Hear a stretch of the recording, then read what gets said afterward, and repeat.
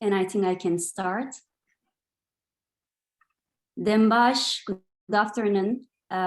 Hun hemu bxeratın seminara me penjemina mekteba havine. Navem Gülay Kılıçaslan. U ezbiser naven demaya Paris'e iro ve seminere moderedikim. Vekimun dizanın mekteba me havine je aliye zaningeha Rojava, zaningeha Bremen'e u naven de pişkri u hevkariye zaningehen Bakru Roşelata Suriye Sünesra te organize kırın. U isal em bername ke xurt sal ve gera dehamina şoreş Rojava piroz dikin. U seminera me iro bi İngiliziye jiber ve ke eze bi İngilizi berdevam bakım. Le imkana me vergerandın ji İngilizi bo Kurdi kurmancı heye. Hundikarın liser ikona cihan libine rastya rupela xoya zume bikirtinin u Kurdi hilbijerin. Spas. Once again in English, welcome everyone to the 5th seminar of our summer school, organized by the University of Rojava, Bremen University, and Center for Solidarity and Cooperation with Universities in North and East Syria, SUNES, which is based in Paris. My name is Gülay Kılıçaslan, and I am a board member of the SUNES. With our seminars of the summer school, we are honoring the 10th anniversary of the Rojava Revolution. And we believe that the revolutionary experience in Rojava and Northeast Syria region has proved to be a historical example for decolonization all around the world. With this in mind, this year's seminars are organized around the theme of decolonization. I would also like to give a very brief background information for the summer school. Our summer school will continue throughout this month, and it has two forms of sessions: closed seminars between MA students at the University of Rojava and the University of Bremen, and we have public seminars and workshops with speakers from diverse backgrounds of scholarship and activism on decolonization in Kurdistan and around the world. Our summer school program will conclude with a joint symposium between students of the Rojava University of Rojava and the University of Bremen. And so far, we have a great turnout for each seminar, and we are hoping that it will continue like that.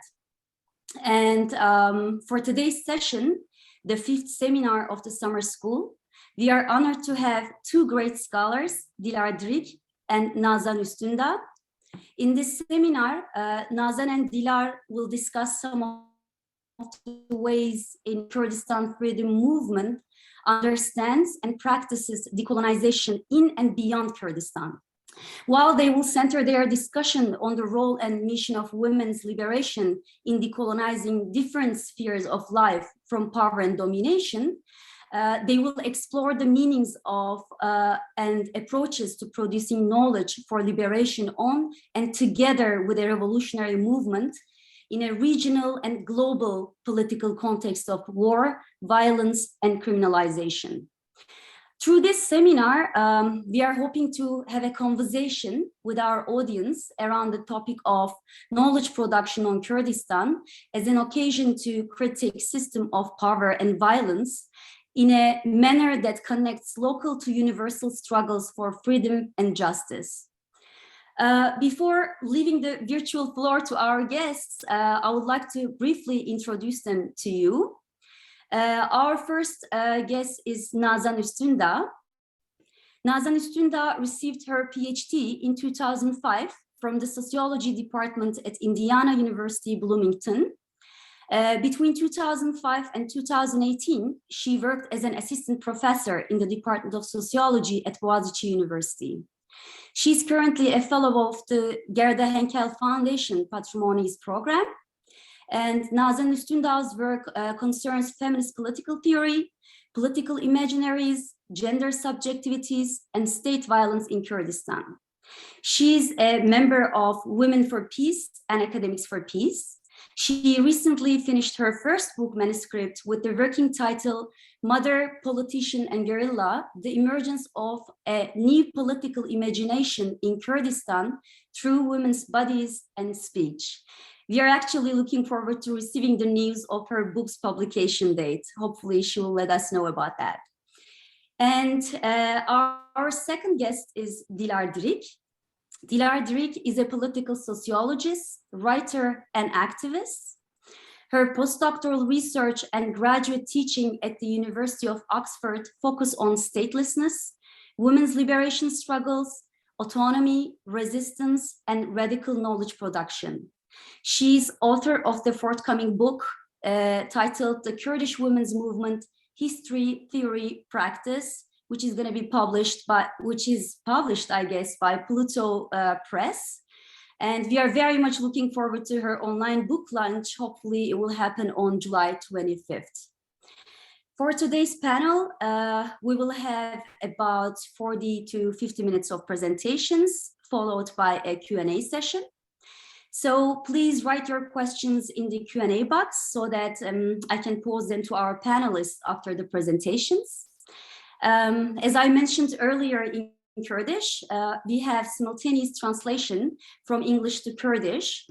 So I would really encourage our panelists to speak slowly so that we can make our translators' job a little easier. I think I will pass the mic now to Dilar, to Nazan. Keremke Nazan. Hello, thank you so much for this wonderful introduction, Gülay. And I am really excited and nervous to be here. I am also honored, of course, to be here in the 10th anniversary of Rojava Revolution, which has inspired us all. All of us lost many friends, many loved ones during this revolution.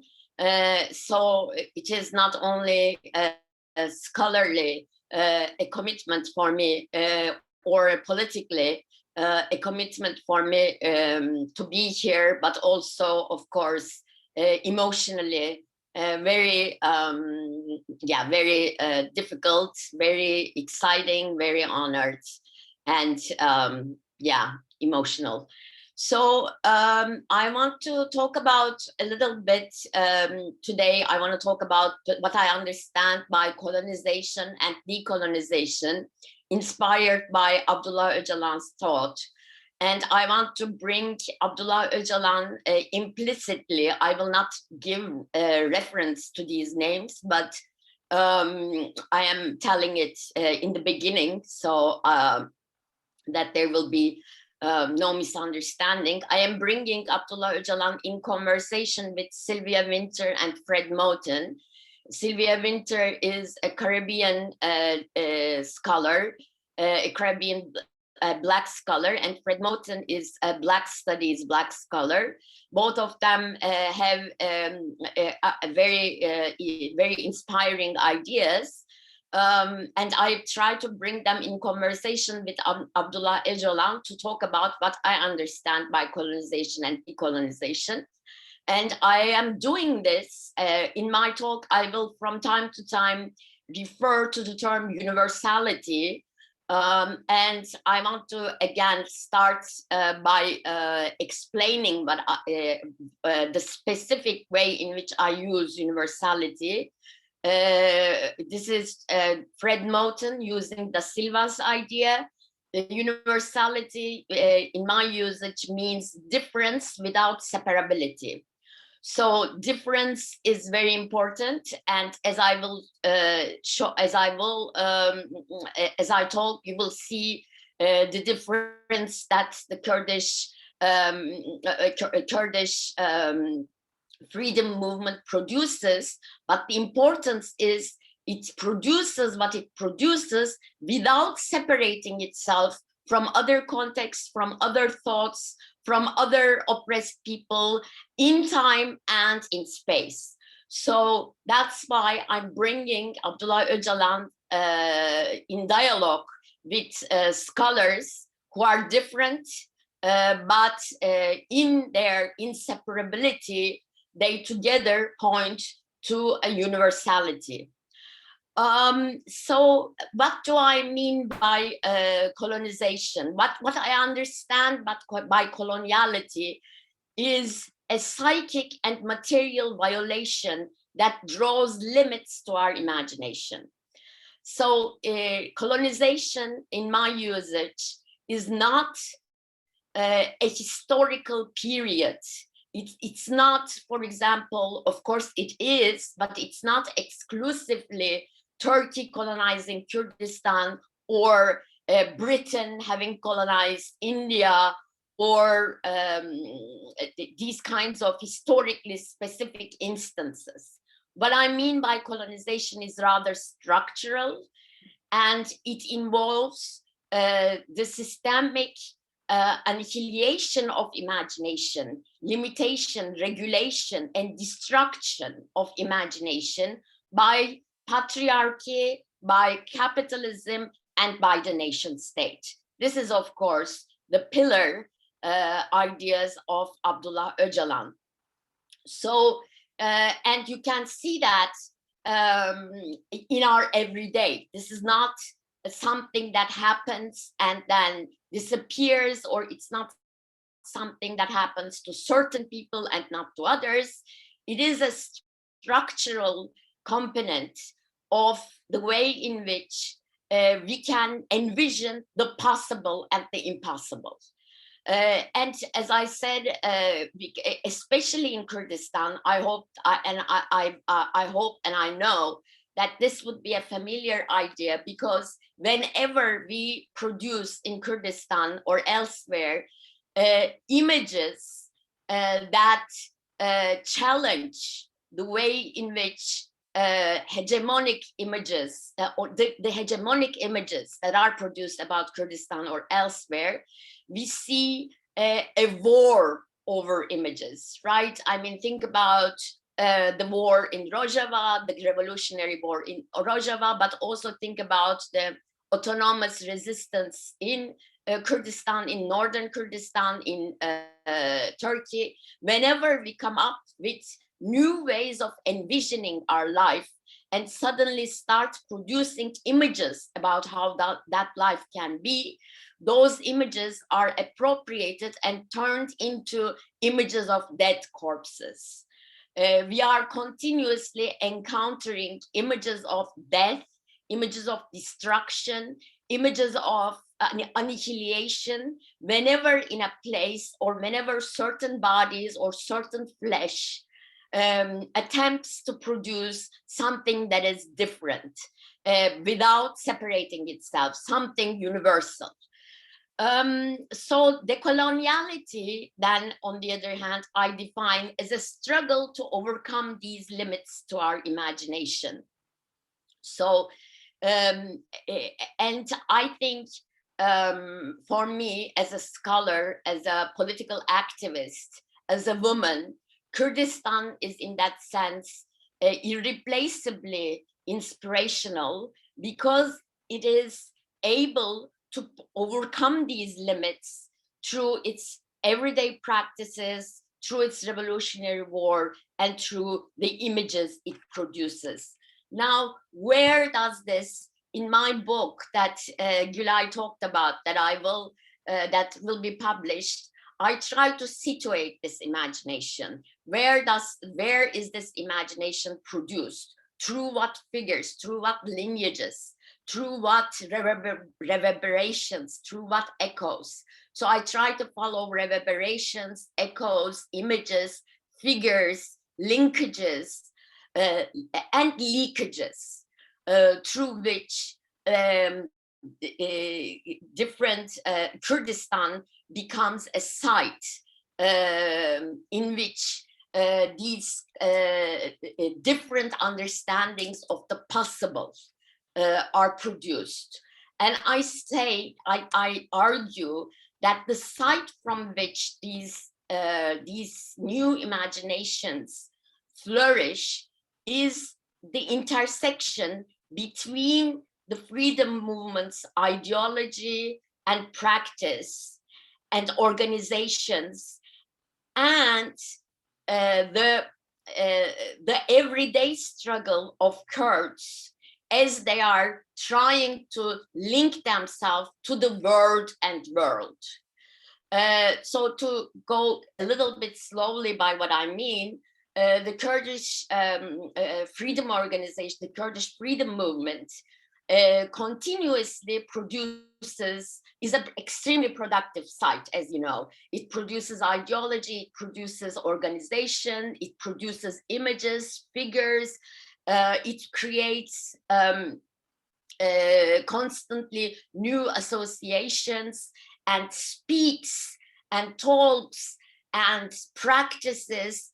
On the other hand, we have on the one hand we have this, the whole the complete Kurdish freedom movement, and on the other hand we have related to this, but also partially autonomous, the Kurdish people in their everyday struggling against racism and against a reduction into nothingness by linking themselves to the world and to the world through their everyday dreaming, let's say. And in between, in the intersection of these two registers, an amazing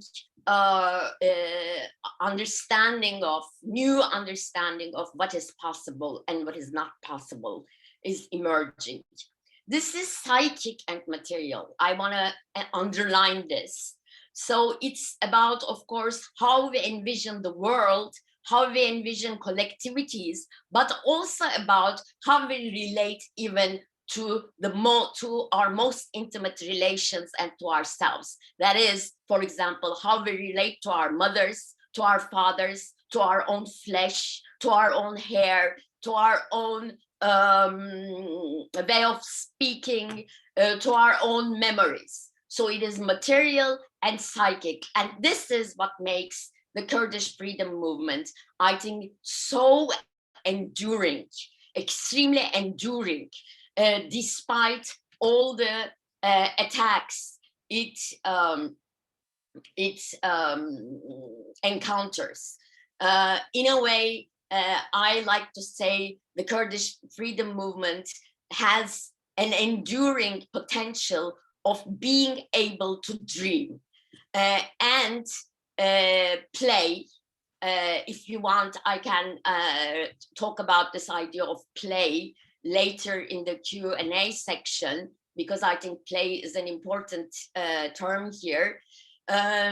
It plays, in a sense, it engages the world through the genre of the play, and women of the Kurdish movement force the world to play their game. Now this would be my introduction. Now I will be a little bit more specific and try to divide into analytical terms by what I mean the imagination. That I will do by 3 analytical registers. One of them is temporality, how we think about time.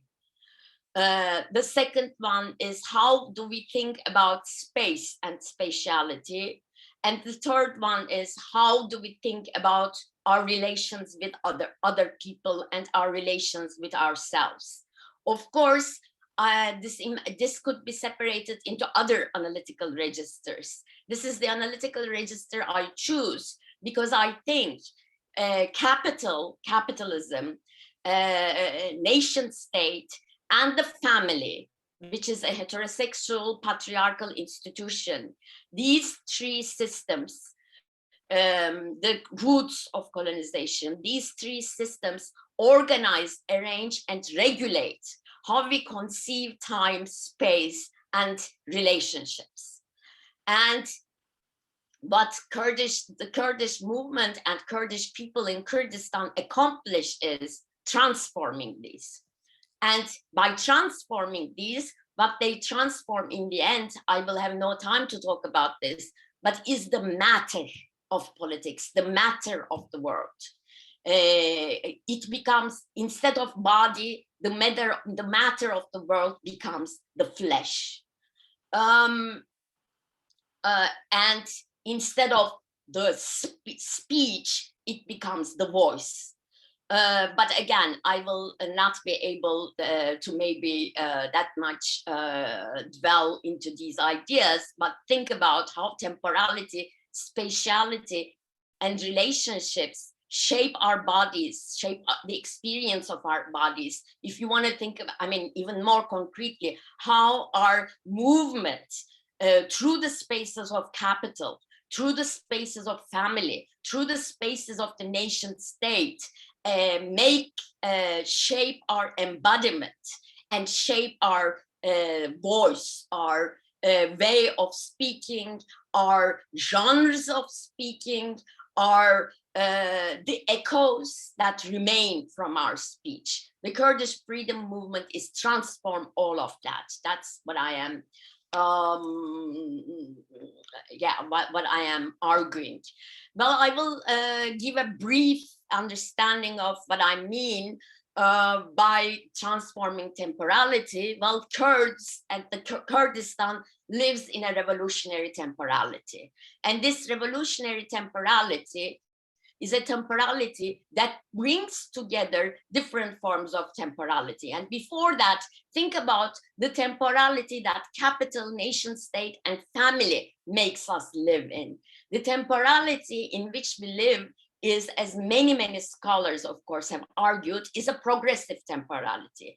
A follows B, B follows C, and time will progress and it will be better and improved. On the one hand, we have this temporality we are condemned to. On the other hand, is the apocalyptic temporality that capitalism and nation state forces us to experience, right? Tomorrow there can be corona, tomorrow there can be Third World War, tomorrow there can be an earthquake, so tomorrow everything will be over. And these two temporalities both regulate us and incite us to consume, to create families, to give birth to children, and to think of time as a progressive time of, if you want, as queer critics would have it, the temporality of the child, the tomorrow's children.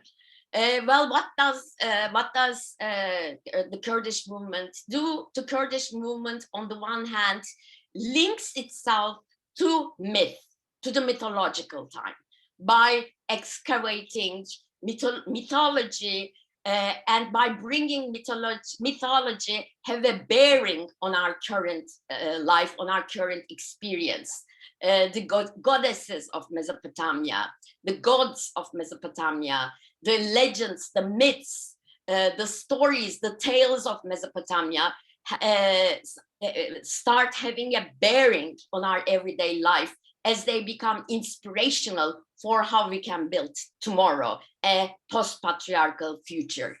On the other hand, there is the temporality of war, the exceptional time of war. I have to do what I have to do right now. And when I do what I do right now, that will make me and rebuild me as a revolutionary subject. That's what war means, right? You have to be alert all the time, ready and prepared all the time.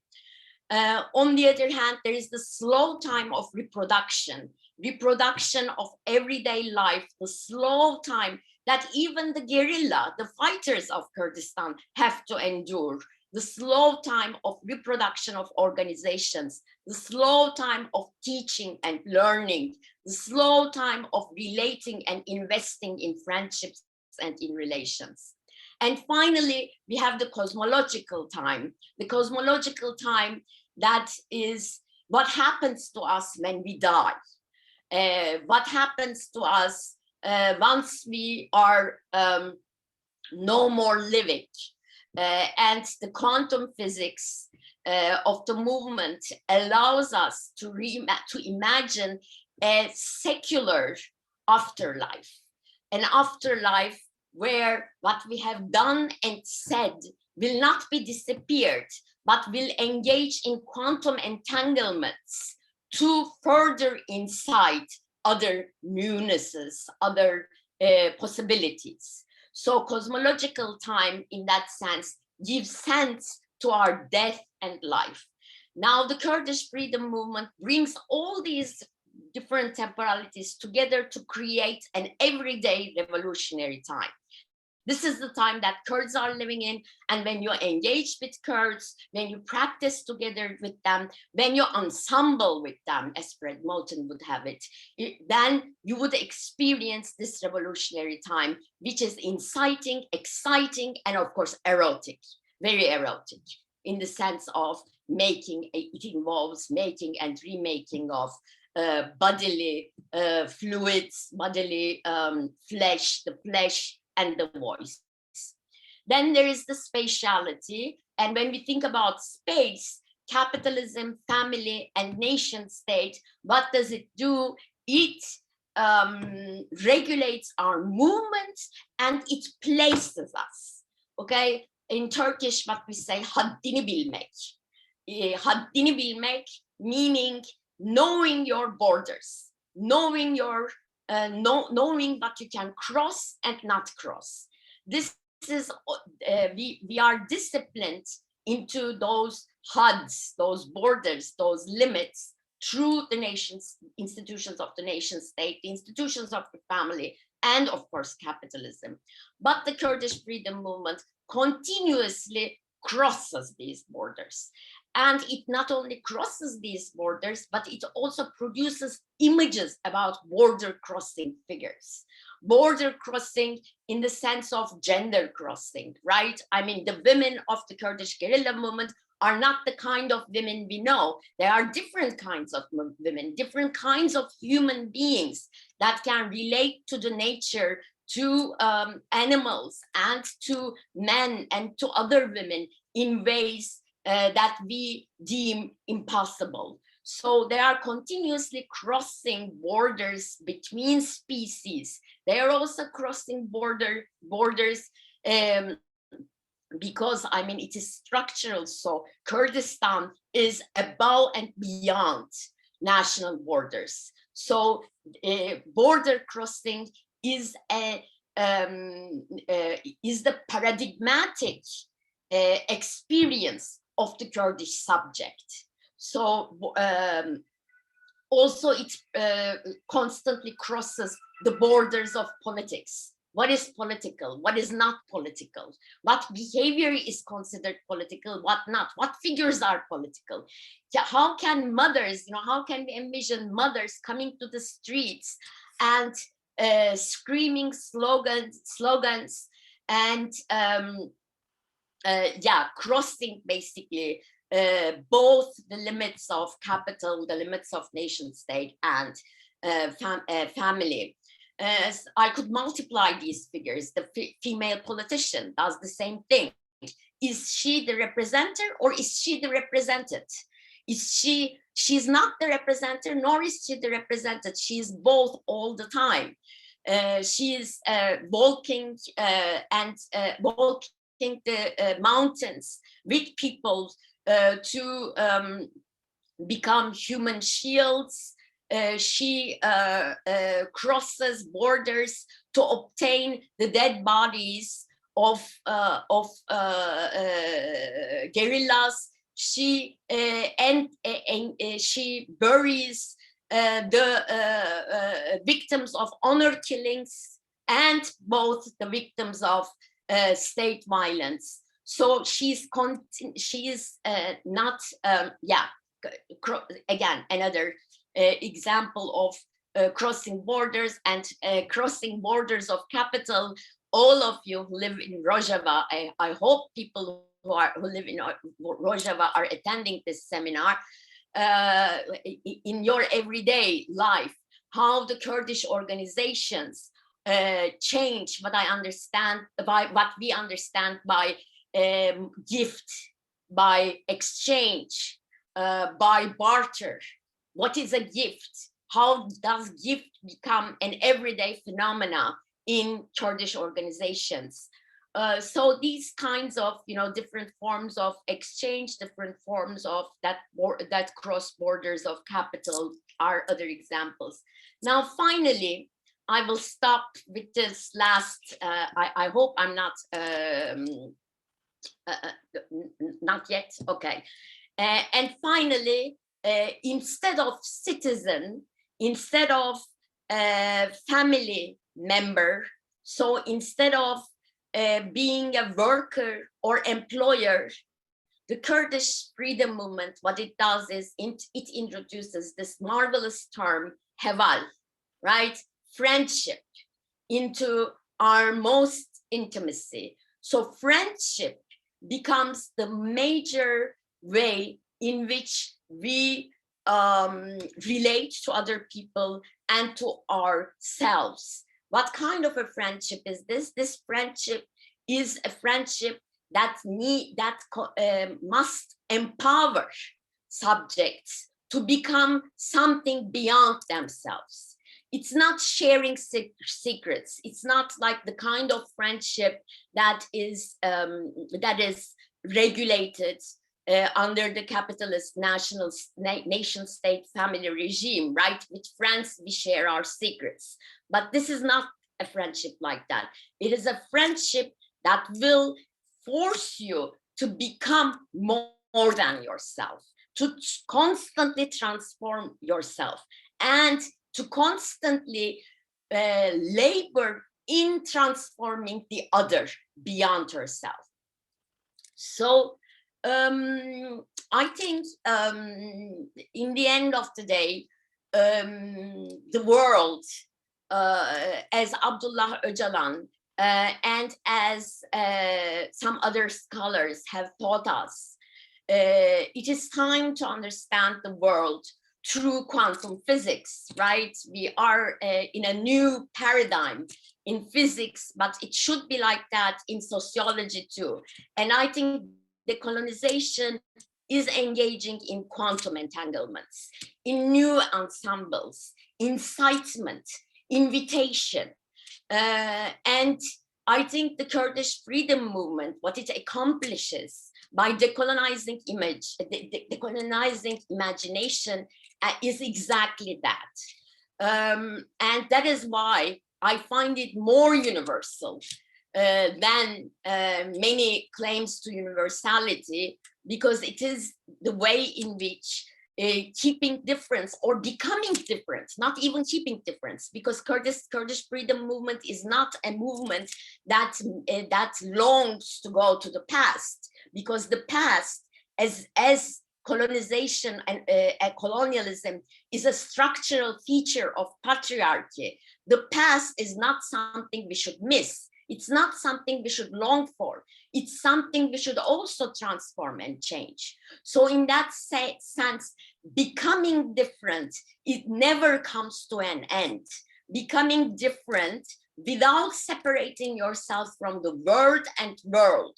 Becoming different through your flesh and voice, without losing sight of the body, word, and world, is, I think, the lesson that the decolonization in Kurdistan teaches us, about which I am today honored to speak.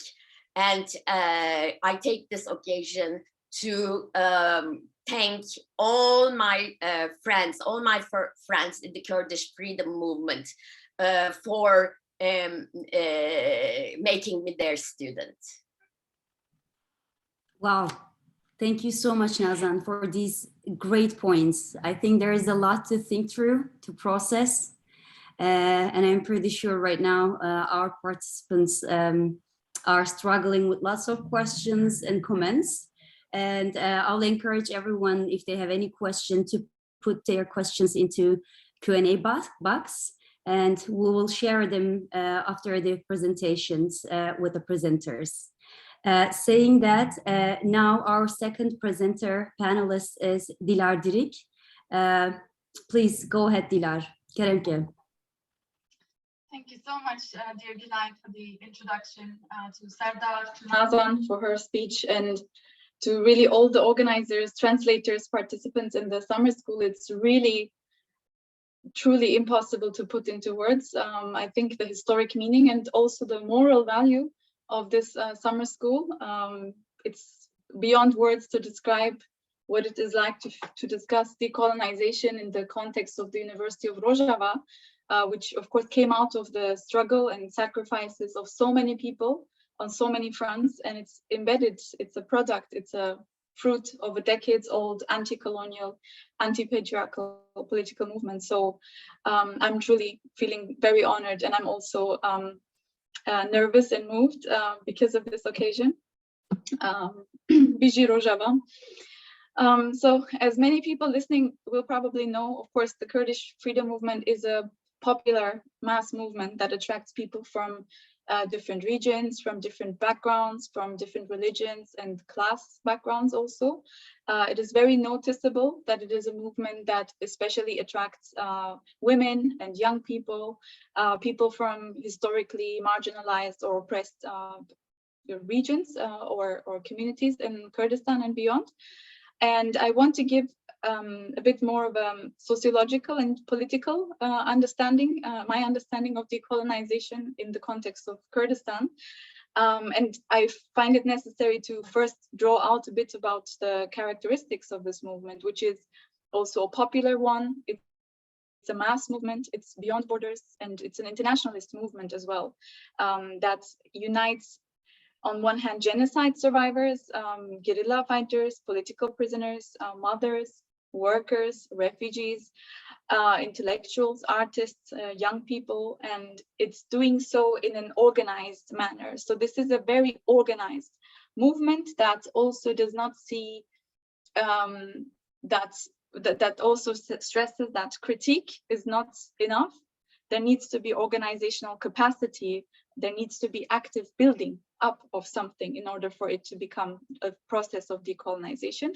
But also without theory, without strategy, without the right methods, it is also not possible to just have an erratic explosion of events. Of course, around the world, we see the eruption of many protest movements, and very often they disappear once the one unifying cause is over or accomplished and so on. So it's important in this context to stress that the Kurdistan freedom movement remains one of the last mass popular revolutionary guerrilla movements also that is opposed to capitalism. And the age of this movement is, I think, quite significant because we're talking about a more than 40-year-old social movement also, and it evolved around, as Nazan already mentioned, the ideological guidance of the imprisoned leader and ongoing leader, of course, of the Kurdistan Workers' Party, but the Kurdistan Freedom Movement in general. So Abdullah Öcalan is not just the leader of a party. He represents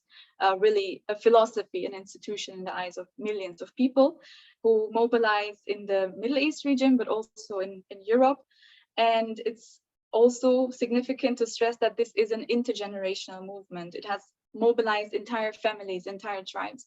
So what I want to do is really to focus not so much on the everyday and the long-term efforts of the movement to decolonize Kurdistan as a geography, as a territory, but which is of course of existential importance for the struggle. And I want to stress here also, we're talking in a time in which the Turkish state under Recep Tayyip Erdogan is threatening yet another military invasion and occupation of Rojava. We're having this seminar in the context of a war, in the context of an existential struggle of this movement. So the territorial struggle is very important, the political struggle is very important, but today I want to speak more about the mental, the emotional and the spiritual aspects of decolonization in the movement, and also how this is mainly, I would say, a way of liberating life from systems of power. So as Nazan already said, and I don't want to repeat, decolonization as practiced and thought of in the Kurdistan freedom movement is not just about tackling Turkish colonialism in Kurdistan or so forth. It's more about how to decolonize, for example, the relationships between the genders, how to decolonize ourselves from thinking along the lines of liberalism, for example, which are very much an ideological imposition. So I think that's something that I want to focus on, and also the universal implications of this. And I think this emphasis also matters because in the 21st century in particular, states, movements, political actors, they're above all not just leading physical struggles, physical wars, which are, of course, as we know, very much present and very violent, but there is also entire battles going on in the ideological, in the intellectual realm. So I think thinking about the politics of decolonization in this context cannot be confined to a very narrow understanding that focuses only on the Kurdish people's rights to exist as Kurds with their language, with their cultures, however defined. But it is, of course, important to protect these from extinction, from annihilation, from assimilation. This is crucial, it's existential, but really we must go beyond that. And that's why I want to look at ideological decolonization also. So I think it's important to start out by saying that the moral political culture of the Kurdistan freedom movement really aims, as Nazan already mentioned, to nourish a social environment also in which people and also organizational structures remain outside of the system and its economy and its structures. This is an emphasis in the speech of many people who are engaged with the Kurdistan freedom movement, is that this is a movement that struggles to liberate the individual, the movement, but also wider societies outside of Kurdistan from the premises of the system. So, of course, this on one hand means also spiritual kind of rituals, for example, paying respect for people who have fallen in the revolutionary path is an important value in the movement. But it's not just out of respect for the people who have fallen and to continue their life in a way, as Nazan also mentioned, they're not really dead, they're still with us in the struggle. But it also encourages people to dismantle individualistic and very toxic traits that they have learned from the capitalist system. And I think this is one important thing that many social movements today can learn from the Kurdistan freedom movement, this kind of decolonization of the self from the individualism imposed by capitalism. So, of course, in protests, for example, people gather to voice their objection against massacres, against political repression. But really, people also come together to reconnect with long-term comrades, to renew their promises, to honor shared memories, and to really continue the struggle. So for many people, or to anyone who has ever attended a protest organized by this movement, they will feel that this is a very visceral space also for collective healing and meaning-making in a world that really normalizes loneliness and alienation and isolation from society. I want to focus for a moment on education. Especially in the last 2 decades, and this has been increasingly more the case with the Rojava revolution, of course. Many people's and autonomous women's academies have been built in Kurdistan and beyond. This is part of the wider effort to build radical democracy in the region and beyond. But there are traveling academies of the movement. There are academies in the Guerrilla. There's many have been built. A big infrastructure has been built in Rojava, the University of Rojava being one, but also in communities in Europe. And people emphasize, again, with reference to the work of Abdullah Öcalan, that it is possible to create an academy even in the shadow of a tree. It's important to understand what is the meaning of the academy and how can the academy or any kind of knowledge production make sure that it does not reproduce the mentalities that created this violent world to begin with. But also regular commune assemblies, social meetings, protests, they're also sites of learning and discussing and planning. They're also educational in that sense. They have immense pedagogical value because this is a highly, the social makeup of the movement consists also mainly, I would say, of people from the lower classes, people who have been systematically deprived of opportunities and education. So this movement really is a space in which people who have been deprived of the means of knowledge production, systematically been kind of, these things have been seized from them, where they can reclaim them by saying we too have the right to make statements about the world, and we do so actually in a more radical, more profound way than the tools of the system provide us with. There's also entire media infrastructures of the movement, including autonomous women's publications, magazines. There's a television called Jin TV, which is entirely run by women, which is done also as part of the women's movement's ideological mobilization. And so on a daily basis, just to kind of describe also this everyday aspect of decolonization, how it happens in the minds on a daily basis, people who have access to these channels can switch these on and listen in different languages, in Kurdish above all, but also in Turkish, in Arabic, in European languages, about global social movements, about women's resistance struggles. They can learn about what Latin American feminists, for example, are currently struggling with. So the movement also has, of course, many social campaigns against domestic violence, against child marriage, against femicide, against patriarchal violence, and many other things. These are also narrated and shared through these media outlets. So just to kind of give a sense of the culture of how decolonization from, let's say, patriarchy and capitalism also materially is basically organized. But so we can say that on one hand, education does bring back a sense of identity against the internalized inferiority complex inflicted on Kurdish people through colonization, through nationalism of regional states, anti-Kurdish racism.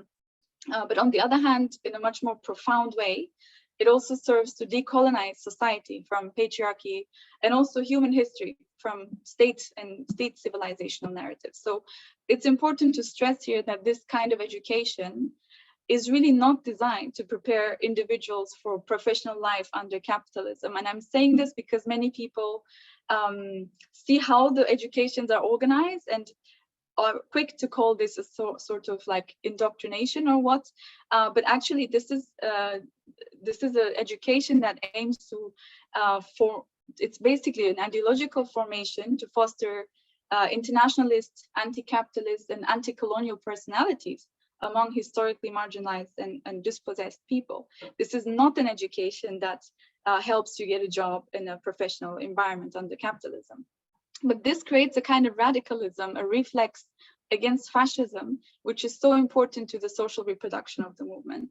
And also it offers educations to not just the internal political community, but also to internationalists, to people involved in different movements. And it does that also by teaching people a system critical understanding of the world, how to organize, how to resist, and how to live in a way and organize also, like the Kurdish freedom movement also exchanges with other social movements in these internationalist educations about how to organize your own struggle, your own movement in a way that is outside of the morality of state, patriarchy, and capitalism.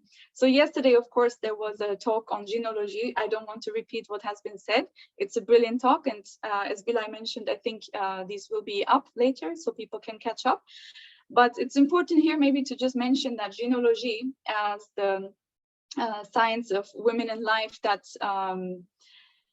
has been developing since the late 2000s in Kurdistan, and beginning with the guerrillas, of course, after the proposal of Abdullah Öcalan in his third volume of the Manifesto for a Democratic Civilization, that it does not seek, it is an intervention in knowledge production as it is organized within the system, but it refuses to seek acceptance or recognition by hegemonic academia, let's say.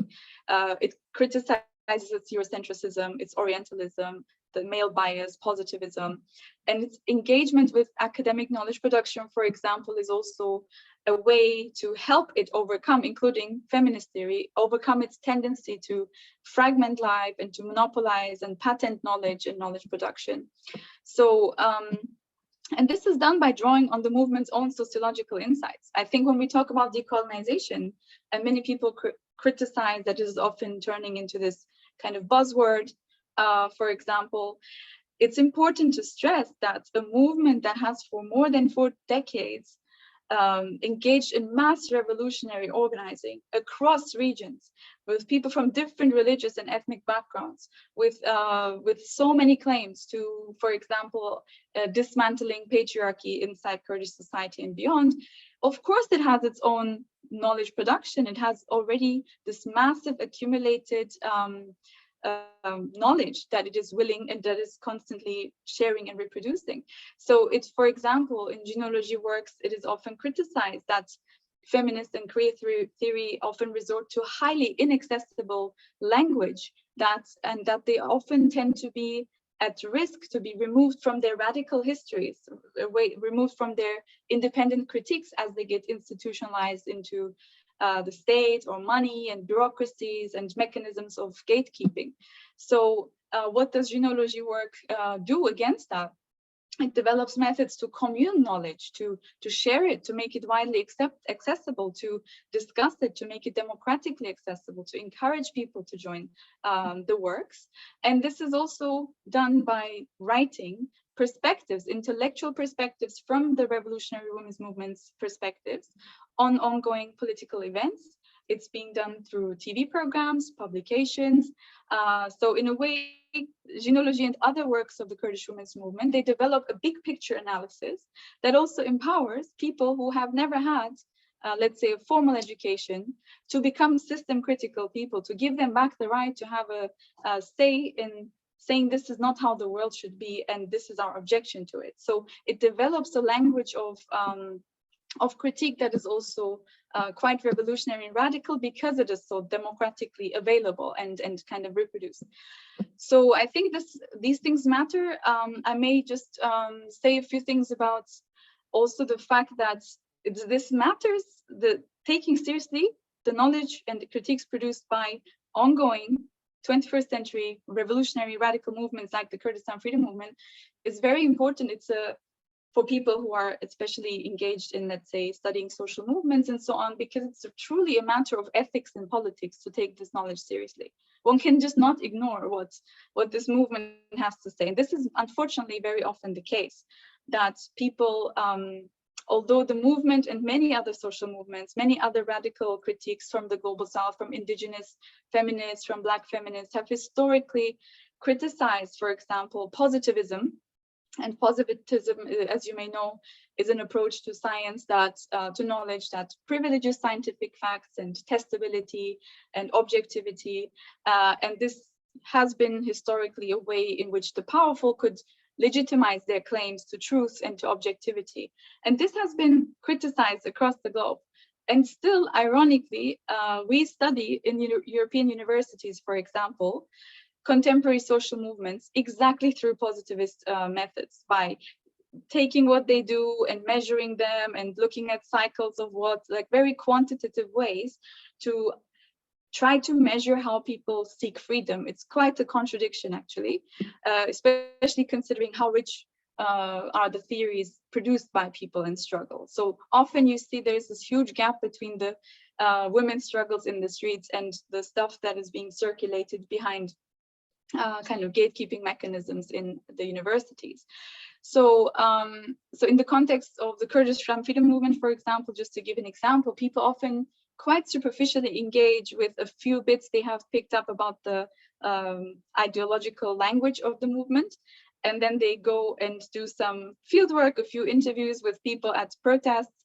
And then they say, oh, this does not overlap, or there's a contradiction. This is the most superficial way in which one can study a movement that has over 4 decades been able to reproduce itself, has developed new languages, new perspectives, and also understands that actually revolution requires time and patience and love and care, and a profound belief in the idea that people can change even after the most violent experiences in war.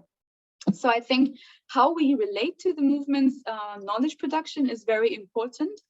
It's, for example, another fixation that people often have is this, is looking at how the movement is referring to the Neolithic revolution, which actually is a very interesting thing, and Nazan mentioned some of it already. But it's not so much about developing scientifically accurate anthropological theories about the evolution of human history that is the concern of the movement. It's much more also that there is that aspect. And of course, now we see the works of people like David Graeber and others who are really challenging some of the assumptions we have perhaps historically. But it's also so important to consider the subtextual and spiritual meaning of these texts, the effect, the purpose they produce, political and pedagogical. So we say, for example, oftentimes in Öcalan's works, the term Civaka Hoseb, which is basically something like natural society. It's often evoked also in genealogy works, and it refers to, let's say, today's cultures, life worlds, and practices that are still alive, that have not been killed, these kinds of reflexes of a moral political society that capitalism and patriarchy could not destroy.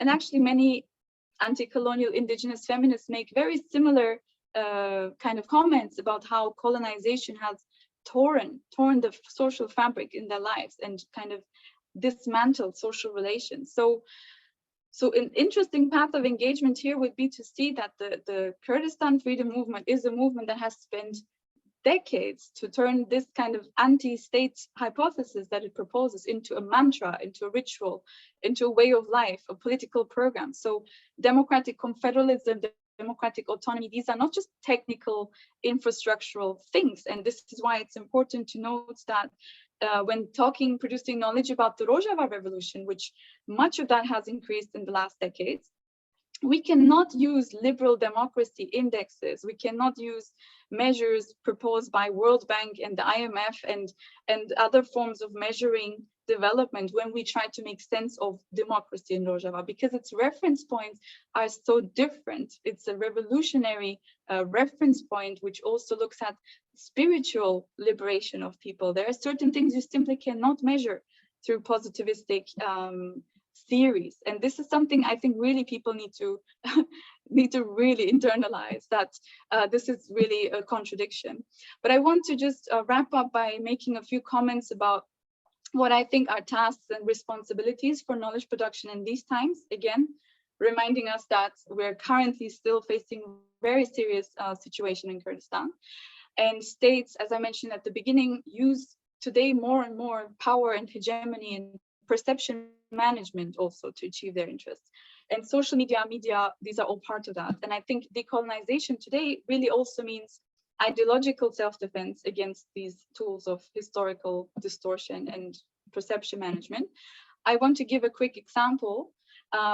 Myself and many others have, back in 2014, I think we're beyond that debate now, but in 2014, there was this kind of hype that was created about the symbol, the figure of the Kurdish women fighter, and people have commented that it was quite a depoliticized and fetishized kind of image that detached the image of the fighter from the socialist roots, for example, of the movement. But this critique of media representation as a form of Orientalism, I think it was important at the time, maybe, but it never went far enough. It's because it's not really media superficiality that can explain why Kurdish women have in recent years been targets of political femicide, are disproportionately represented in prisons in Turkey.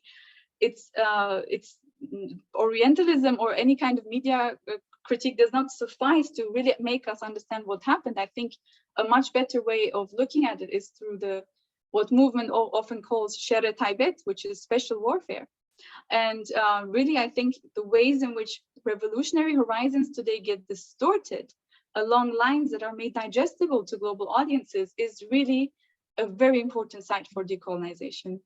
Because last year, for example, former US Secretary of State Hillary Clinton, people may know, she announced that she and her daughter will make a TV series on Kurdish women fighters. And Clinton has, for decades, since the time of Bill Clinton's administration, has her signature soft power foreign policy doctrine. And this announcement came, of course, after years of distortive kind of representation of Kurdish women fighters. But this is one thing.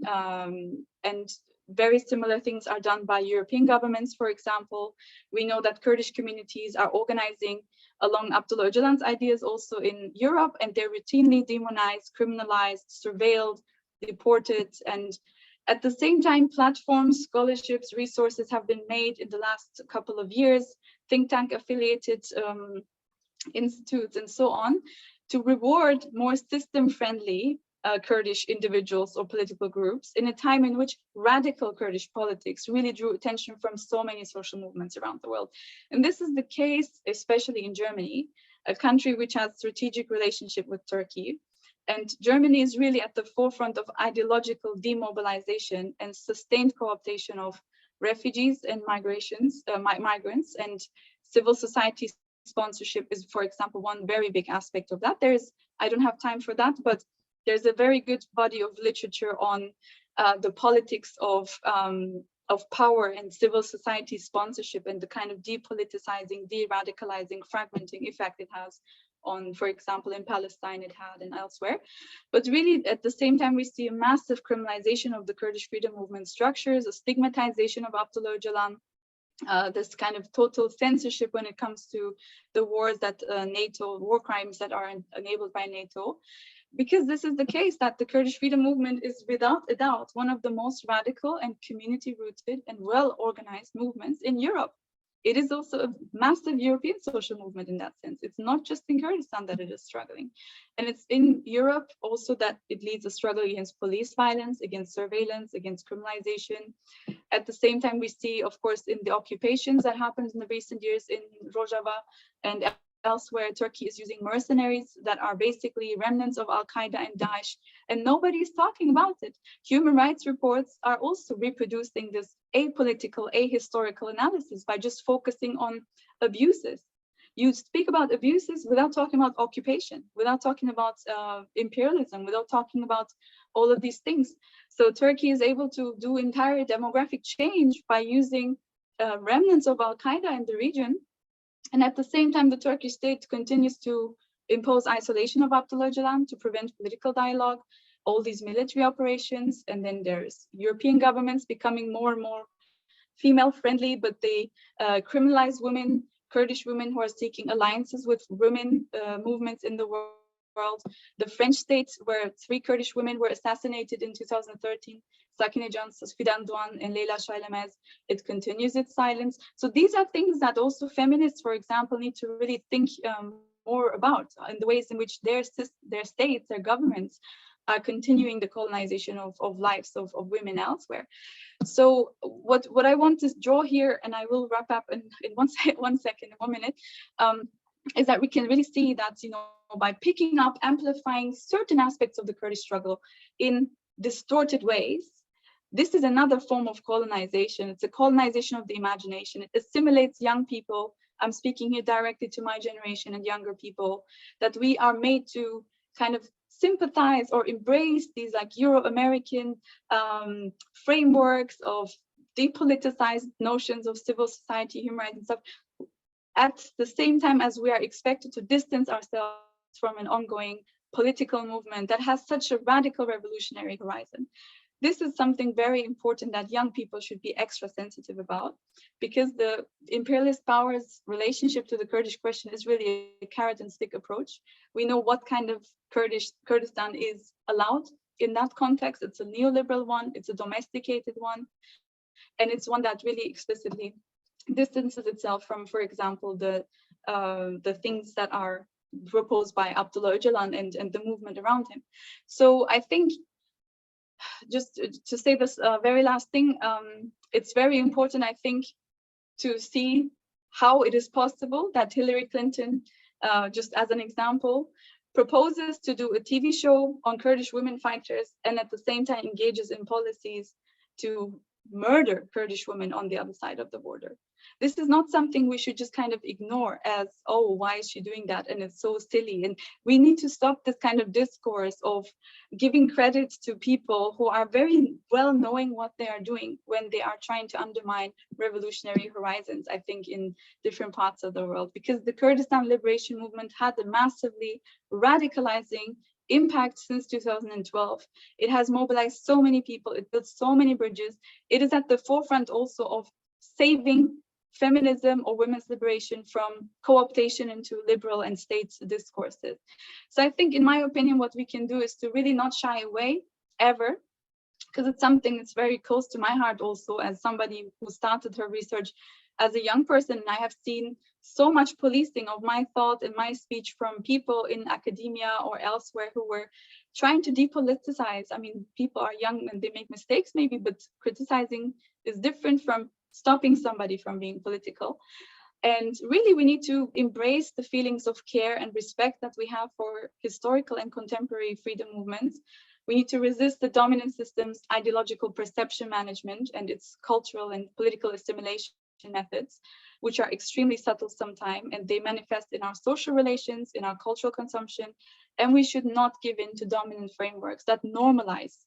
They may not incite, but they normalize war, violence, fascism, hierarchy, and so on. So in the context of Kurdistan, this means standing up against patriarchy, against capitalism, against Turkish states' wars, against NATO war crimes, but also we need to resist these colonial and neoliberal theories of change and reform that are imposed on the peoples of the Middle East. And we can learn so much from anti-colonial movements in the past. So I think this means quite practically laying hands on everywhere you can on the women's liberation struggle, the ecological struggle, to fight and resist occupation and criminalization, to never allow anyone to police your speech when you produce knowledge, especially when it comes from a place of justice and freedom seeking, and to finally really demand the freedom of Abdullah Öcalan and all political prisoners, because I think this is going to be one of the most radical tasks for decolonization that we can do today. I'm sorry I went over time, but I'm just so honored to be here, and I look forward to the discussion. Thank you so much, Dilar. Thank you so much for these like incredible, invaluable insights. Both Nazan and you provided us with great guidance, especially for those who are doing research and engaging in various ways with Kurdistan and Kurdish political movement and Kurdish freedom movement. And I'm pretty sure we have lots of questions. We already received several questions in our Q&A box. What I will do, I'll actually read them, or we also have another option. If you want to read or pose your question yourself, you can raise your hand and we can unmute you and you can ask your question. And we have already a couple questions. I'll start with the first one, but I will ask Padme Trujillo if they want to pose their question.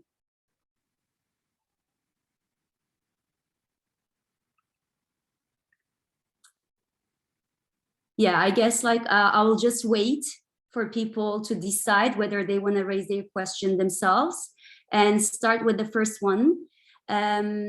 What do you consider is the role of imagination in resistance? This is for Nazan. And I'll read another question so that you can address them, answer them together, because I'm pretty sure there will be more questions as we go on. The second question, again, is for Nazan. Could you also focus on the concept pornography of the state that you develop in your writing, also in terms of its relation to body images, Kurdish identity, and eternal symbolic violence? Maybe I'll just like stop here. We'll just answer two questions until we receive more questions from the audience. Yeah, please unmute yourself. Okay, well, I think the role of imagination resistance is immense. And I can, Anthony, I don't know how you read his name, but I can spell it like here. Anthony, and then I don't know how to pronounce it, B-O-U-G-E-S. He's a companion of Sylvia Winter, and he says that what happens when people are oppressed, it's not like they, it's not like they are going to either somehow accept their conditions or commit suicide or whatever. What they are going to do is they are going to dream their freedom dreams. So I think everybody, all of us oppressed, are dreaming our freedom dreams. And these freedom dreams are not necessarily conscious, but it is inscribed on our flesh, with our voice. We dream our freedom dreams. And I think in every resistance, resistance occurs, or at least collective resistance occurs, when those dreams are, in a sense, collectively organized. And that's why I find Kurdistan to be a site of inspiration, because those dreams are organized and those dreams are not left alone in the psychic unconscious of people, but are connected to the world to build an alternative. And for pornography of the state, that's a long topic, Aslı. Obviously, you have read the paper, but what I can say is I think that the Turkish state produces constantly, I mean, is obsessed with Kurds, actually. Obsession would be a good word to describe the relationship of the Turkish state to Kurds.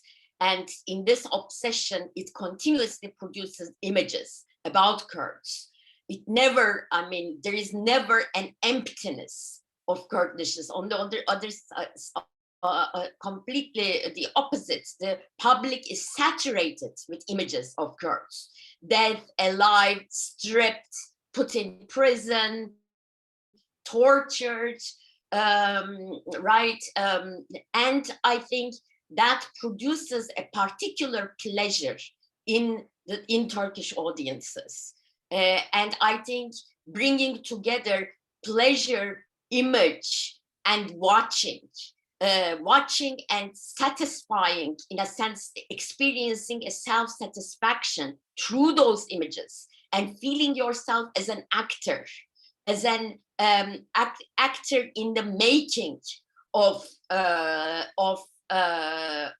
those images and those harms and hurts is what I call a pornographic mode of image production.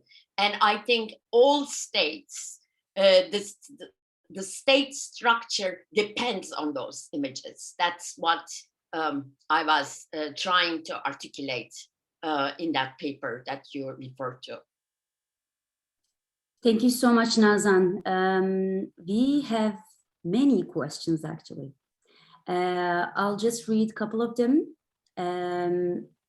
So from Joanna Hensieva, and sorry for my mispronunciation, really, it's a little difficult task for me. Thank you for these amazing talks. I have a question for both Nazan and Dilar about whether you think that the decolonization of political thought and epistemic space and framework where makes us read the world through fixed notions, of course, with many different definitions like nation, nationalism, socialism, which are then being applied to the Kurdish movement too in a non-reflective, totalizing way, is necessary to the decolonial practice and project of the movement itself. In other words, does Eurocentric terminology limit the understanding of phenomena in spaces of the global south, example in North and East Syria or the Kurdish diaspora, or it rather provides tools to show the inconsistent essence of these positivist totalizing narratives? And I'll read another question, which is for Nazan.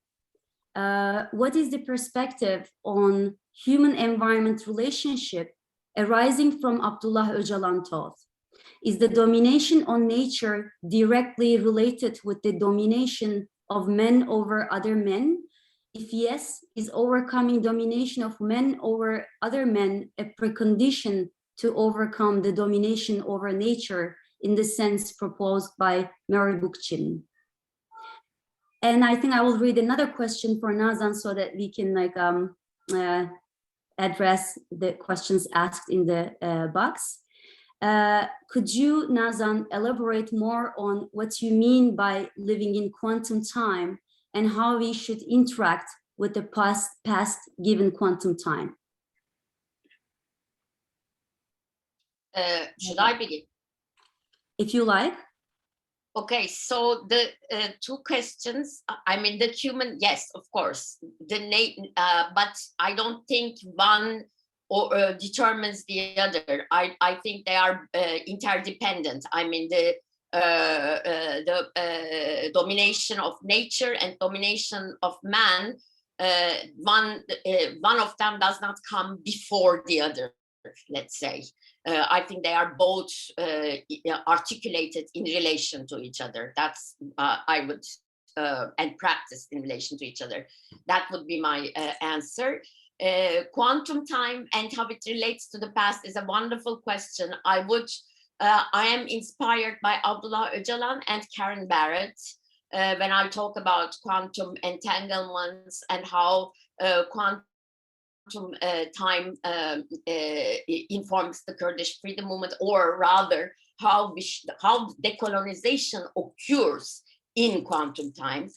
I think quantum time is not a progressive time. It's like Dilar said, what is past still exists today. It's not past. Still, I mean, forms of relationships, forms of collectivities that are not necessarily dominated, or that are not necessarily completely determined by capitalism exist, and they produce echoes and reverberations. It doesn't matter whether some of them are completely disappeared even. The traces remain. And there is a lot, I mean, those traces have a bearing on our present, even when they are non-existent.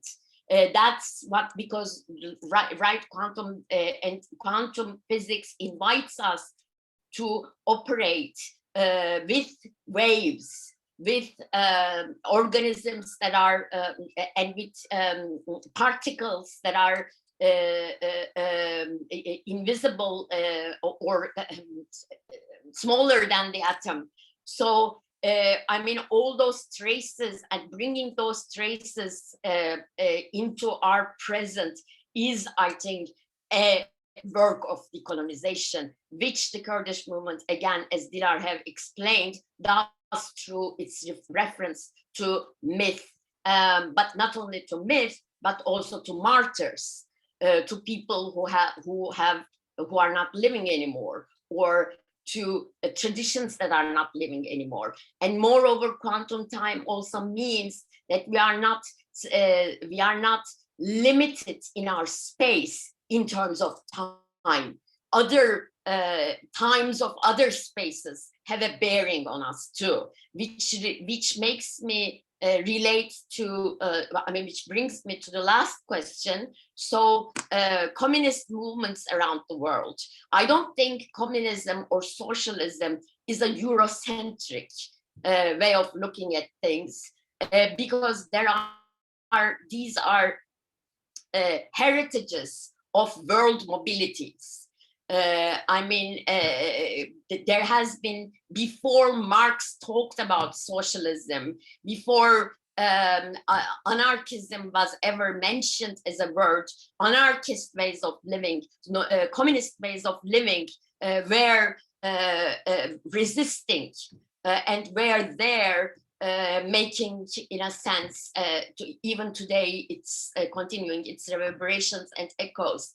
I sometimes use those words, therefore, but I try to use them in reference to non-Western theorists. For example, in my book, I use a lot about human, about the concept human, because Abdullah Öcalan talks about human. Not only Abdullah Öcalan, but Sylvia Winter talks about the human, and Caribbean thinking and Kurdish thinking intersect in that concept, making the limits of the Western concept of human, on the one hand, obvious, but on the other hand, being able to relate themselves to certain words that are used globally, which I think is also something we should do, since that is what makes us inseparable from the world and from others, while retaining and developing and producing our difference. Yeah, that would be my answer. Thank you, Nazan. Dilar? Yeah, I'll just say a few things. I don't want to repeat what Nazan has already said. I agree with her. But I think also it's not just Eurocentrism. We can also look at how patriarchy, for example, has this huge power to define and name our lived realities, the very ways in which we see ourselves, our bodies, or how we define and describe difference and similarity and so on. So I think terms like nationalism and other things, but also, for example, woman, what is a woman? So much of the movement's work really, of course, you know, this is a movement that has also evolved radically over 4 decades. So it's also constantly critiquing its own thought and its previous assumptions. And the most perhaps internal revolution that happened was exactly this paradigm shift, which also led to a huge reassessment of the terms and the ways in which they were used. For example, also, what does revolution mean? Revolution, is it a day? And this is something that is always stressed in the Kurdish women's liberation movement's statements. It's constantly emphasized that we need to rid ourselves from these quite patriarchal ideas about what revolution is, which is basically this huge explosive day that one day will come and then everything will be left upside down. No, there's social reproductive work that is necessary. There's internal transformation necessary. There's so much collective work that needs to be done in order to render revolution a lasting, socially transformative kind of process that can reorganize the world as we know it, from the household, from the family to world politics.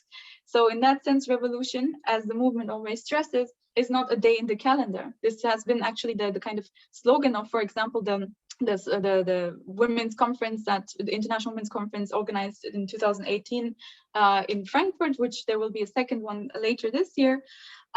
So the very redefinition of revolution has impacted the methods of the movement also. You know, it shifted and it kind of put more emphasis in things like education, media, in addition to continuing all the other things that were already being done. I mean, education, media were present from the start, but now there's so much more of that invisible work that perhaps is not visible or legible to the outside world, is actually done in that realm of redefining what do we mean. What does Kurdishness also mean? Is Kurdishness simply this kind of, is it a biological existence? Is it the confinement to a geography? Or can we re-signify Kurdishness and say it can actually be an occasion for the democratization of the region? It is something that is constantly operating in this dynamic of resistance and colonization, and free Kurdishness is possible to the extent to which people engage in struggle. So terms, even the idea of the Kurd is being liberated from rigid understandings. And I think here's where people can take a lot of value from engaging with the movement's own literature. For example, Abdullah Öcalan's writings, where the term democratic nation comes to mean something else. It comes to mean an entirely new mentality about how we think about social belonging and kind of social organization in general. So how to, of course, on one hand, protect life forms that are facing extinction, for example, religious communities like the Yazidis or Alevis and so on. Of course, they should have the right, and Kurdish people, of course, as a whole, should have the right to live and speak their language and practice whatever culture, but there needs to be also a critical internal democratization and an entanglement with other things going on around them. So in that sense, the democratic nation idea, as proposed by Abdullah Öcalan in his volumes, is about, you know, kind of rethinking how we think about ourselves, our societies, and create new forms of community beyond the family, beyond the tribe, but also with and through them.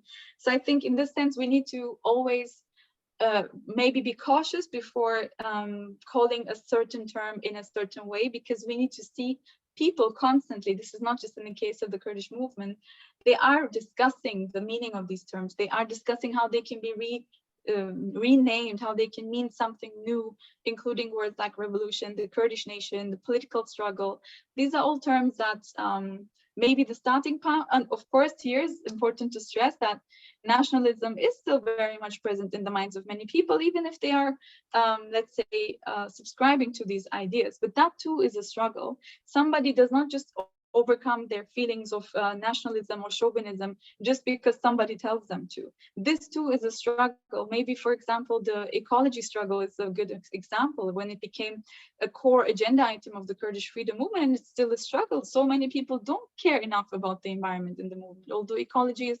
So, but this does not mean it's not happening. It just means more needs to be done in order to organize, that people see why it matters, why it is important, and how we can think about ecology also not just in the ways in which the dominant system is talking about it, but also as a form of organizing social life. So I think in that sense, rather than saying this term or that term comes from any one tradition, it's important to acknowledge that kind of different ways of relating to the term can exist even within one space, even if that space is one movement that is otherwise unified.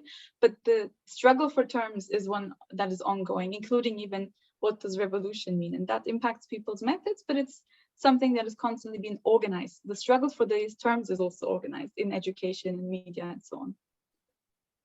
Thank you so much, Dilar and Nazan. I'll continue reading the questions shared in the Q&A box. One question for Nazan from our MA student at Rojava University, Khalil El-Hussein. I'm going to read in Kurdish and then try to translate, but I'm pretty sure Jalil will help, our translator will help me.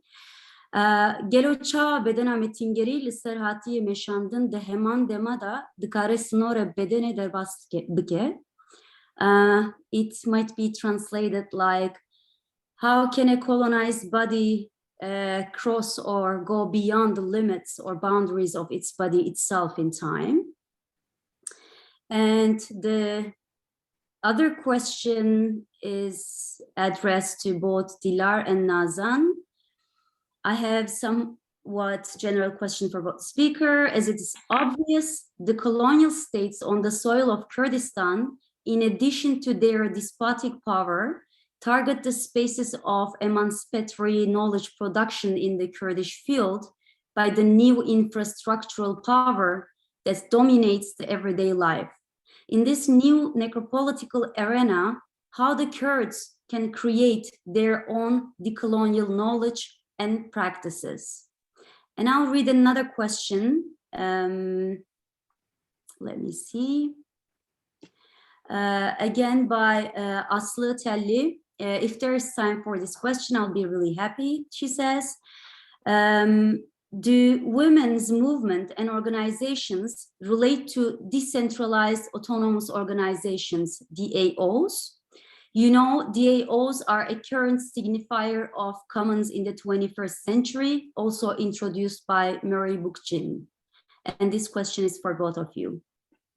And we have a couple other questions apparently in the chat box, and hopefully I'll read them later.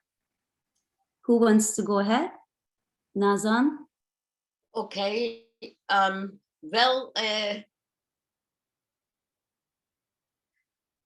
Well, thank you, Khalil.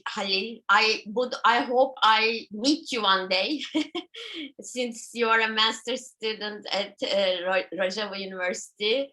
I really hope I come there and I meet you, and otherwise feel free to contact me whenever you want. I think this is a very important question, and this is a question that the Kurdish freedom movement thinks and talks about. And I gave the example of cosmological time and friendship. So both of those, actually, I think both of those terms address your question. Cosmological time refers to what happens to us after we die. And of course, we don't know that. But what we know as living people is that the voice, the relations, the love, the care that the deceased have produced, the lesson they have taught, their life as play, I would say, continue doing things in the world. And in that sense, our lives matter beyond the lifespan, I mean the biological lifespan, the lifespan we have. And the second thing is, it is true friendship, I think, in the Kurdish movement, that we become someone else, that we develop ourselves to do things that we couldn't. For example, Jin TV, Dilar has given the example of Jin TV. I love that example because I also work in Jin TV. And in Jin TV, as a woman, I didn't know so many things. I didn't know how to do montage. I didn't know how to hold the camera. I didn't know how to build a wall. But it was because we were, as women, determined to create a TV station that we have learned all of that. And by that, challenged professionalization on the one hand. So nobody is a camera woman. Nobody is a montage woman. We are all, we can do it all. And meanwhile, as we did it, our bodies, our flesh has changed. Our vision has changed. I learned doublage. I don't know what it is in English, voiceover, I guess. Is that right? And when I learned that, my voice has changed. So it is, you know, through learning and building, and I wouldn't do any of that if I weren't committed to the friendship that was developed in Jin TV as women comrades. So those would be my examples. Your question is very, very wide and very important, I think. And I think sometimes we tend to put those questions in brackets when we form a resistance movement. And I think that's what the Kurdish movement does not do, which makes it so precious. It addresses these questions, cosmological questions. It addresses the questions of what happens to us when we die. Well, who am I? What is this universe? Where do I stand in relation to this universe? I think these are questions that we should never put in brackets and ask again and again, and never turn our answers into regularities. And the other one was, the colonial knowledges and practices. I think this is, I mean, specifically in the Kurdish movement, there's always the mountains, right? But even the mountains are under attack. So it's a very difficult endeavor, but exactly because the Kurdish movement has the claim of being and becoming a universal movement for its people and beyond its people, it produces journals, it produces TV programs, it has several TV channels, it has newspapers, it has an army of journalists. So it does invest in these infrastructures. And that's what I call the slow time of the movement. Constant investment and learning and education. And that they never leave aside due to the emergency of the war, due to the attacks of Turkish state, and so on and so forth. For Aslı's question, I am not familiar with the term decentralized autonomous organizations. Maybe Dilar is. I would like to hear a lot, more from Dilar in that respect. Thank you. Thank Please you. go ahead.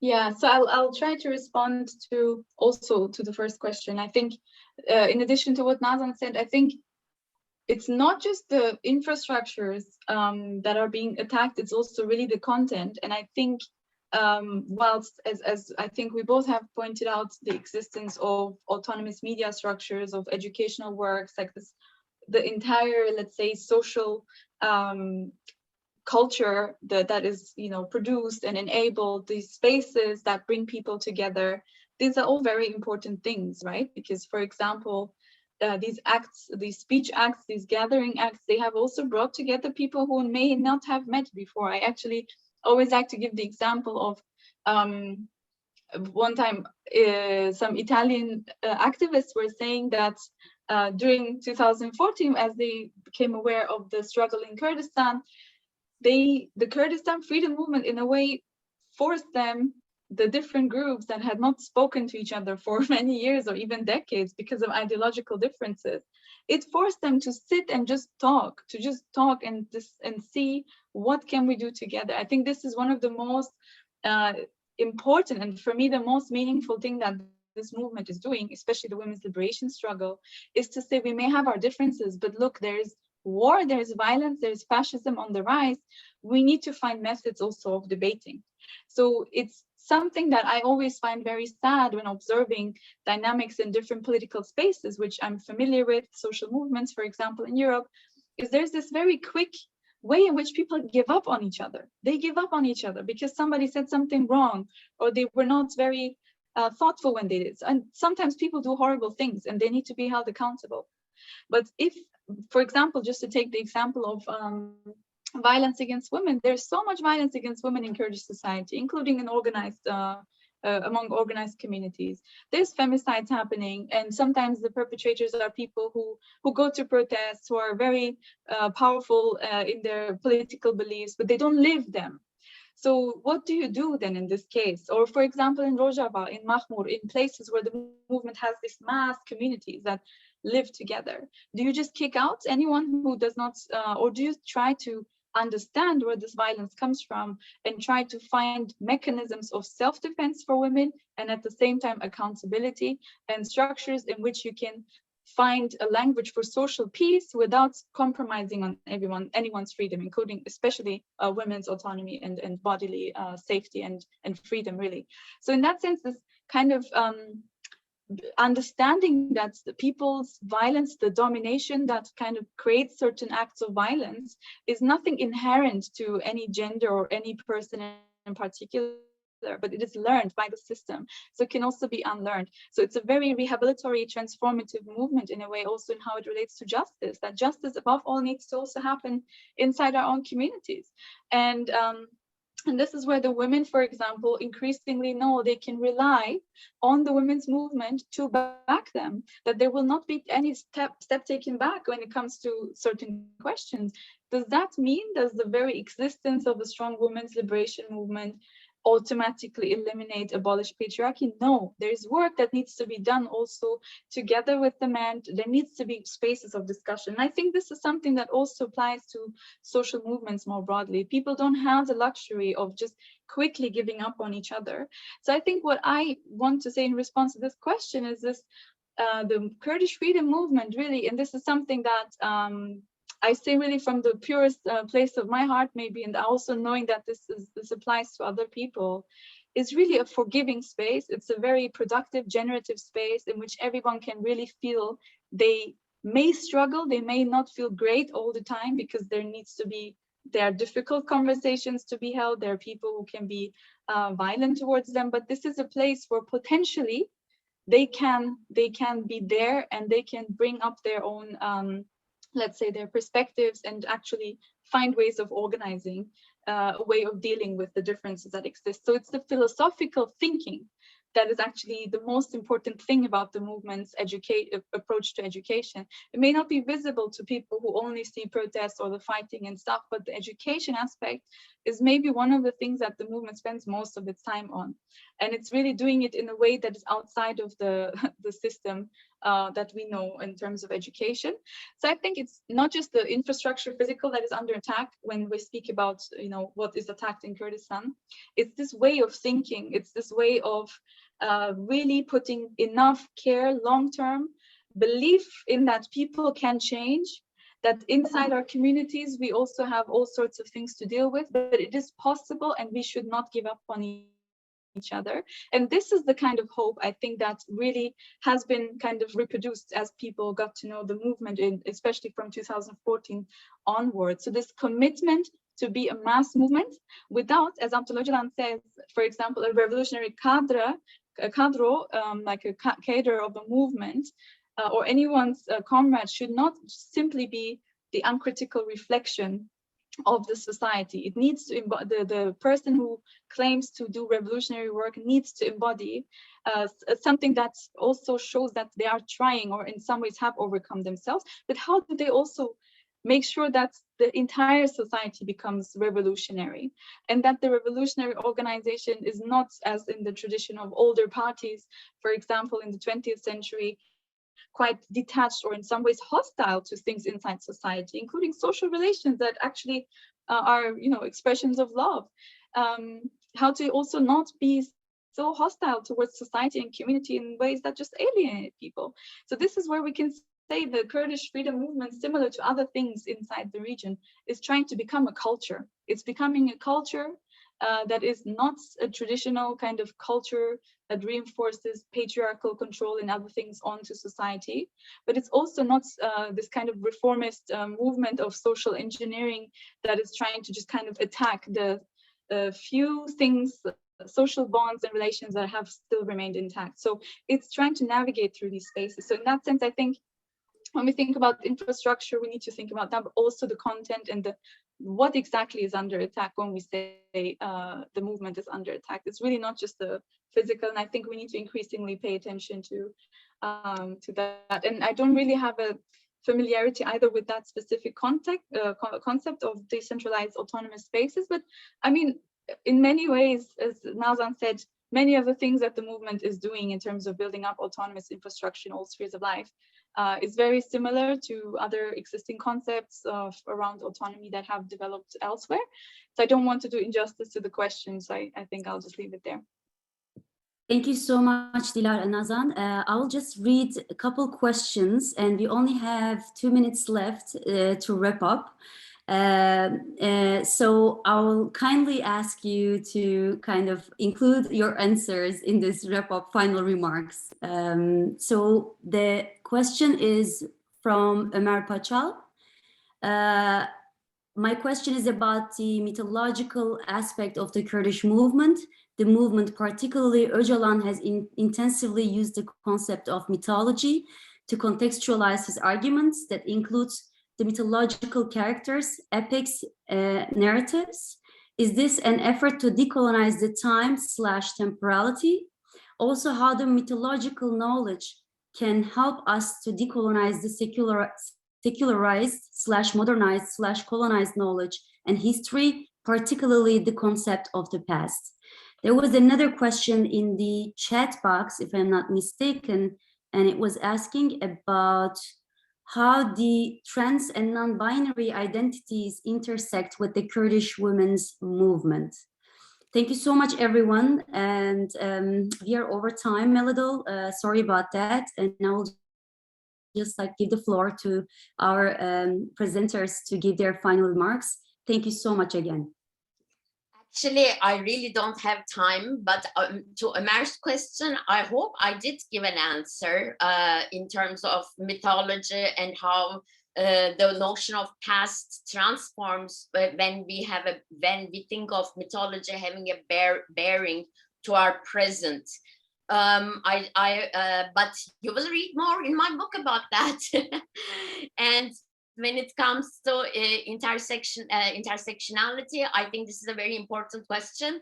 And I think there are different answers that one could give to that.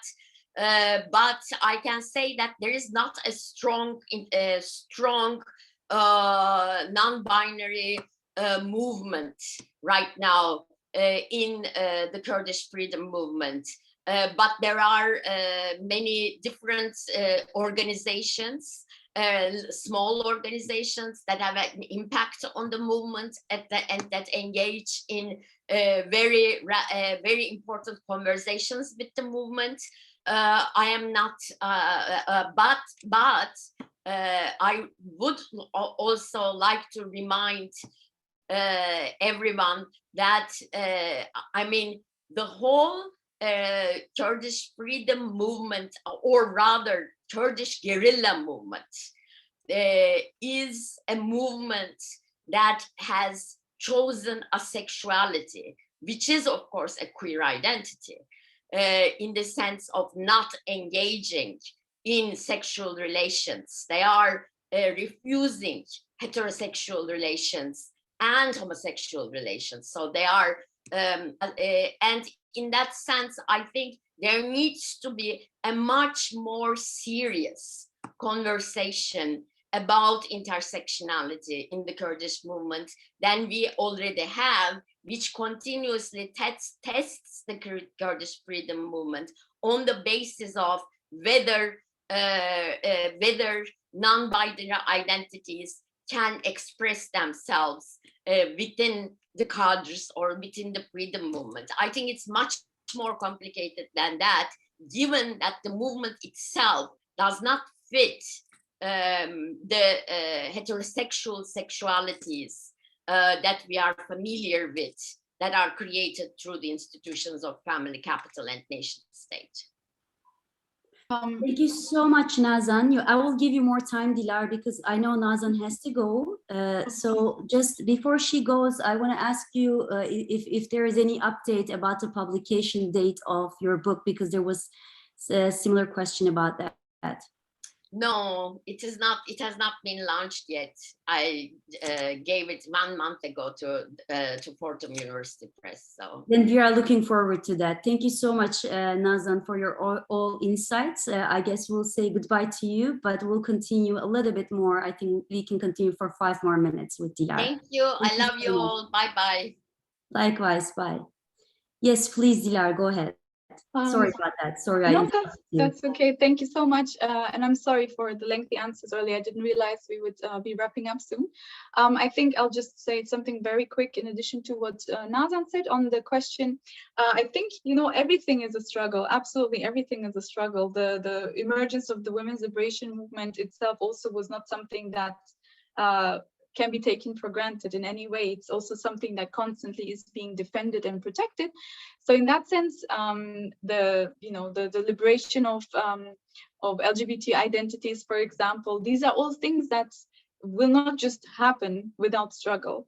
This is something that Nazan also stressed. There are different dynamics that need to be considered, but also in general, I think there are very important conversations happening. And again, most of these discussions are internal and people may not be super familiar with these, but especially in the debates or knowledge production, genealogy, gender identities, sexualities are being discussed, are being debated, are being contextualized and connected also with the formation of patriarchy, with capitalism. How does capitalism in today's world, or, you know, how has colonization also shaped the ways in which we relate to questions around gender and so on? But like even the question of womanhood, as I said, it's not seen as this essentialistic biological category. It is seen as a social phenomenon, but also it is not just a social construct. It has actual material, there's a material evolution of patriarchy that happened over a period of 5,000 years.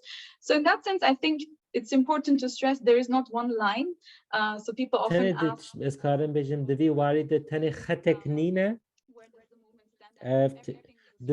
دوی واری د پرسا کا هلوستا تفگیر دوی وارد چنی مرو نکاره بجه خطه که وسع اشکره هی بلی اف مجاره که کن نقاش شکل سر تیمشاندن. And that's stage are really struggling very hard to be heard. And yeah, I just want to say also, just as a final comment, thank you so much for this conversation. I truly feel honored and I hope we did justice to the topic. But in general, I would really just encourage everybody to go and check out the writings, the discussions of the movement, to get in touch, to get engaged. This is a very welcoming space. The Rojava revolution has really opened its doors to so many people. And I think everything that we ask is best asked directly to people who are struggling on the ground. And only then we will actually find meaningful answers in struggle and in solidarity with each other. So thank you for this space. Thank you so much, Dilar. It was such a great panel and I have benefited myself a lot from it. And I'm glad that you received many questions as well, which shows how engaging it was. And thank you so much for those who have asked their question and who have participated in this session as audience. Before I close the session, I just want to remind that our summer school is going to continue, and next week we have a great line of speakers. They will join us, and please follow our social media accounts for the updates and for the registration links for each seminars. We are looking forward to seeing you next week. Take care, everybody. Thank you so much. Gelek spas. Thank you. Bye.